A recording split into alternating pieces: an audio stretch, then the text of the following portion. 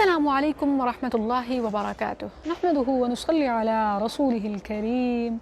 اما بعد فاعوذ باللہ من الشیطان الرجیم بسم اللہ الرحمن الرحیم۔ ناظرین کرام، مجھے بہت سے سوالات موصول ہوئے کہ عمرے کا کیا طریقہ ہے۔ قبل اس کے کہ میں عمرے کا مسنون طریقہ شیئر کروں، آج کے سیشن میں ہم بات کریں گے کہ معتمر کو، حاجی کو گھر سے نکلنے سے پہلے کن چیزوں کا خیال رکھنا چاہیے۔ ناظرین، اس حوالے سے جو سب سے پہلا کام ہے وہ ہے غسل کرنا، کیونکہ میقات پر غسل کرنا مستحب ہے، نبی کریم صلی اللہ علیہ وسلم کا طریقہ تھا۔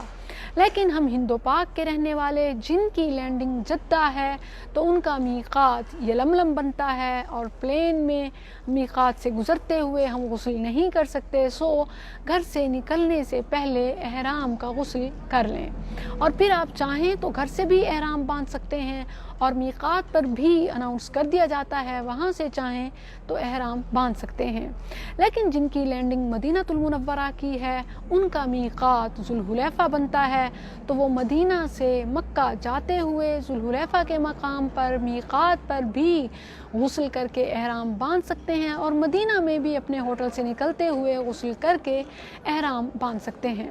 ناظرین، اس حوالے سے یاد رکھیں کہ مرد حضرات غسل کر کے اپنے بدن کو خوشبو لگائیں گے اور احرام بھی باندھیں گے، جبکہ عورت کے لیے غسل کرنا تو ضروری ہے، گو کہ وہ اپنے مخصوص ایام میں ہی کیوں نہ ہو، لیکن بدن پر خوشبو لگانا بھی منع ہے، اور احرام بھی عورت کا وہی ہے جو اس کے با پردہ کپڑے ہیں، مخصوص سفید مردوں جیسی چادریں یا حجاب کچھ ایسا نہیں ہے جس طرح ہمارے ہاں کوئی کنسیپٹ پایا جاتا ہے کہ عورت کا بھی احرام ہے۔ شریعت میں، احادیث کی روشنی میں عورت کا احرام نہیں ہے۔ عورت نہ ہی تو خوشبو لگائے گی اور نہ ہی کوئی احرام ہے، بلکہ اس کا احرام اس کے با پردہ کپڑے ہیں،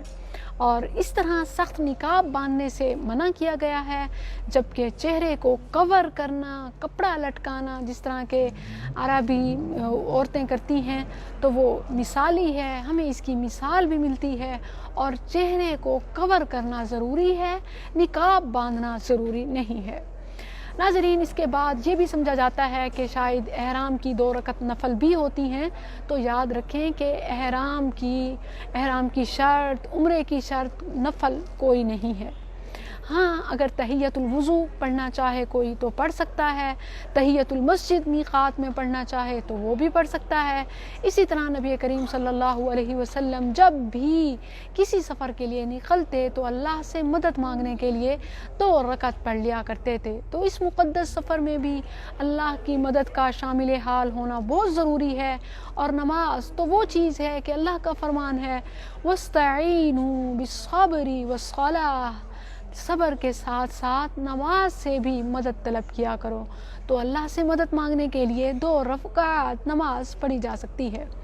تو ناظرین، اس کے بعد احرام جب باندھ لیا تو نیت دل سے کرنی ہے کہ میں عمرہ کے لیے جا رہا ہوں، اور پھر زبان سے الفاظ ادا کرنے ہیں۔ اگر عمرہ ہے تو لبیک عمرہ، کہ میں عمرہ کے لیے اللہ تیری دربار میں حاضر ہوا ہوں، لبیک عمرہ۔ اور پھر اس کے بعد جب احرام باندھ لیا، الفاظ ادا کر لیے، نیت ہو گئی، تو پھر کثرت سے نبی کریم صلی اللہ علیہ وسلم سے ثابت شدہ تلبیہ شروع کر دیں، لبیک اللہم لبیک، لبیک لا شریک لک لبیک، ان الحمد والنعمت لک والملک لا شریک لک۔ تو یہ تلبیہ کثرت سے، لہو سے، لغویات سے، دنیاوی باتوں سے، گھر کی باتوں سے، کسی قسم کی دنیاوی چیز سے گریز کریں، اور اللہ سے اپنا تعلق باندھے رکھیں، زبان سے تلبیہ پڑھتے رہیں، اور احرام کے لیے آپ تیار ہیں۔ ناظرین، ایک بات یاد رکھیں کہ آپ محرم ہیں، اس صورت میں آپ کو ناخن کاٹنا، بال کاٹنا منع ہے، اور اسی طرح ناظرین لغو چیزوں سے، دنیاوی چیزوں سے بھی اعراض کرنا چاہیے۔ آپ جس مقصد کے لیے جا رہے ہیں، رب کو راضی کرنے کے لیے، ایک بڑی عبادت کے لیے، مناسک کی ادائیگی کے لیے، تو آپ اسی پر فوکس رکھیں۔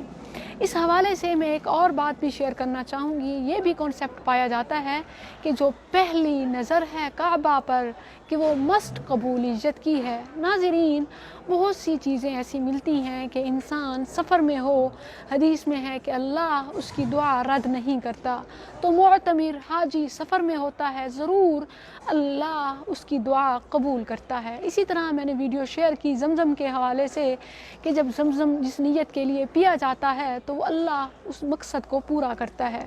لیکن یہ چیز سمجھنا کہ کعبہ پر پہلی نظر اور نظر کا ایفیکٹ کہ وہ دعا قبول ہوتی ہے، جو مانگیں گے، ایسا شریعت میں کوئی ثبوت نہیں ملتا. تو ناظرین، انشاءاللہ میں آگے عمرہ کیسے شروع کرنا ہے اور کہاں سے، کس مقام سے، اور کیا کیا طریقہ ہے، کیا کیا دعائیں ہیں، انشاءاللہ آپ اگلی ویڈیو کا انتظار کریں. السلام علیکم ورحمۃ اللہ.